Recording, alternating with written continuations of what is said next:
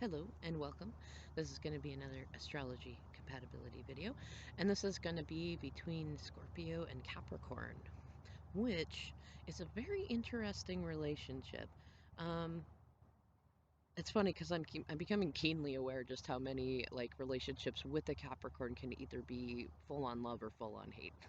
It's kind of a up and down side to Capricorn. We're not Well, it's funny because we're the social architects, so we typically really appreciate, and we're water and earth, so we appreciate the value of other humans and company like that. But we also don't really, I mean, if there's not at least a strong emotional value to a relationship, we're not usually the type just to hold on to it just because other people might think it's funny. Like Capricorns often, in fact, are I won't say what we end up as the spinsters, but we're usually those that have a fairly small circle. Now, interestingly enough, Scorpio, of all the water signs, is one of the dual signs.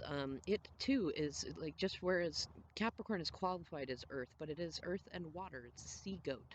Scorpio actually is water and fire. It was originally pegged as being ruled by Mars, and was it's got reorganized, so to speak, to be primarily ruled by Pluto. And but it's still, a lot of astrologers these days see it as being co-ruled by that. And so it's interesting because Capricorn and Scorpio can connect in that way, in that they both have the element of water, and they're both a duality in that way. And Scorpio is a very interesting out of the water signs too. So like Pisces is the only water sign that is like full on water. Just like in a weird way, Taurus is the only sign that is a full on earth sign, just earth sign, because Virgo is a human glyph actually, the Virgin and the Priestess, and Capricorn is the fish that evolves into a goat. So I mean, but Scorpio, so I mean, we have Pisces is the fishes, Cancer is a crab, which is a water creature, and it can live in the water, but it's actually kind of amphibious, and it's a crustacean. But the funny thing is so is a scorpion. It is a land crustacean that typically is primarily seen in the desert, which is thought to be the ocean where the water dried up, right? And so it's very interesting as a glyph, and that's part of why it is a scorpion rather than, I don't know, like a clam or something else that would be more water related. Um, but this kind of highlights an interesting aspect, is that Scorpios are often very, very misunderstood, and so are Capricorns. And so Capricorns and Scorpios usually can get on very well in relationships because they both understand the art of being misunderstood. And there's also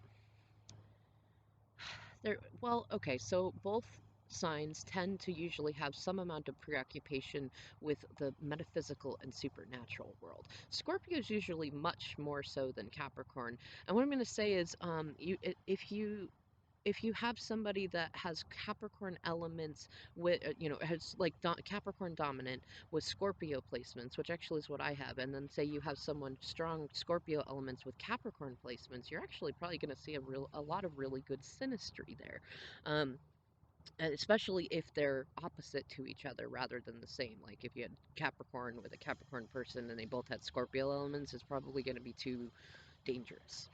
But if you have them in the other way around, you can almost kind of create both a balance and a counterbalance that you're not really going to see in a lot of other relationships. I will say, funny enough, is that Capricorn and Scorpio relationships often, they very much have to do, they're very kinky, and usually it has to do with power exchange games, and especially because Saturn is like,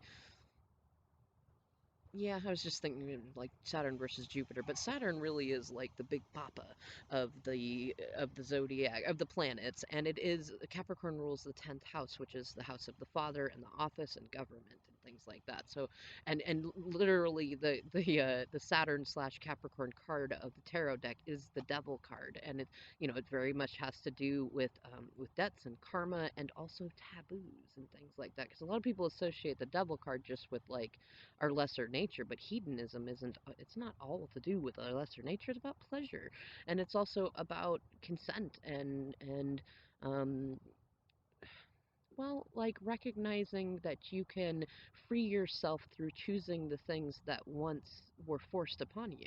And Scorpio is, well, I mean, if you read anything about it, but Pluto and Scorpio ruled by Pluto. Pluto. Thank you, Mercury retrograde, for me not being able to say anything.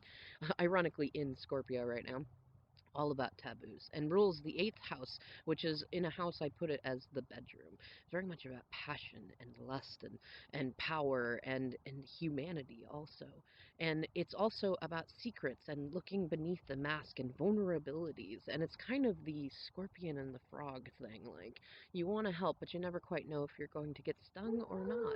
And that's part of that's part of the weird dynamic though, is that Capricorn and Scorpio, thank you to the neighbor's dog. Capricorn and Scorpio, they can get along very, very well, though they both have a similar kind of coldness, which is interesting because neither one of them have. I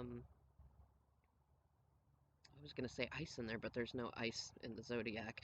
I just say with earth and water and fire and water, there isn't. You wouldn't think that there would be an iciness in there. You would think it would either be very emotional or very like what does it say? Earth, fire. What?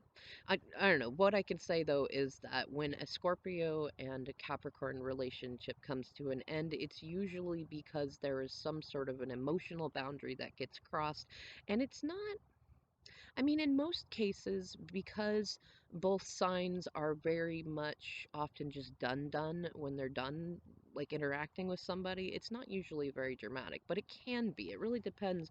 Are you dealing with someone who is an evolved Capricorn energy and evolved Scorpio energy, or unevolved? And if one is evolved and the other is not evolved yet, then you know there could be a lot of fieriness to it. I mean, I love Scorpios. Scorpios are so fun in so many different ways, and oftentimes they're the depth of the things that they know and get into, you can never really know what all they know or think about. A lot of them are very introverted or at least very reserved and quiet until you get to know them, and then they have very charismatic personalities, and Capricorns are often very much the same. And so there's a lot of beauty in that. But Scorpios, it's like if a Capricorn it feels like scorned by you, they are much more likely just to say, you know what, I'm not going to play with you anymore. I'm going to go over there. And as being ruled by Saturn, we often tend to learn through time that we are so valuable as friends and coworkers and partners that just the act of us removing our attention is often more than enough quote unquote punishment for somebody that on the receiving end of said coldness. Scorpios, though, being scorpions and being co-ruled by water and fire, which is like emotion and passion mixed together, they can sting on their way out. And if they feel scorned, they can blow it up if they really are not, if they're feeling very insecure or if they're feeling like that you pose a great threat to them, even if you really don't. And this isn't just between I was gonna say Scorpicorn, between Scorpio and Capricorn. Scorpios can be like that, and sometimes they get a bad reputation for being vindictive people. They're really not.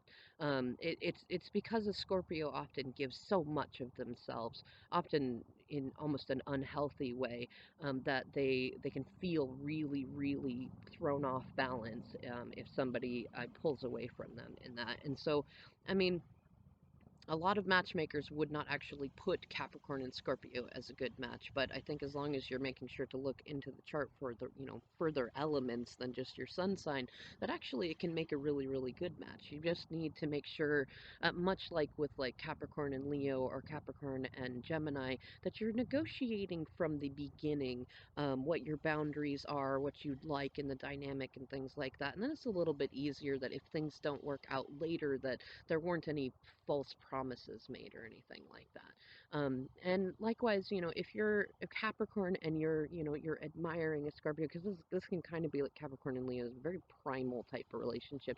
Recognize that you are dealing with a water sign. That's their strength is emotions, and Scorpio is all about depth. So it's really deep. I like to liken them to, or the energy of that to an underwater volcano. And recognize too that there is a fieriness in there. So it's, it's hot water, boiling water. And you can play in that and enjoy that. It can be very much like a sauna, but if you're not willing to bend more and give more precedence to emotionalness, then that nice jacuzzi can turn into the pot that you get boiled in.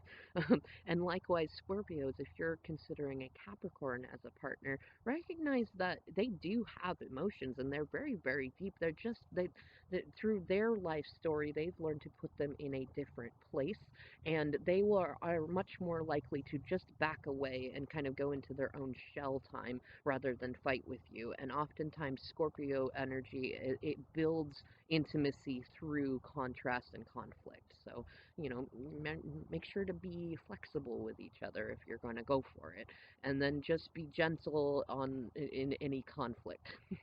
All right, I'm going to go ahead and leave that there. Let me know if you have any specific questions, and I will catch you in the next video. Thanks.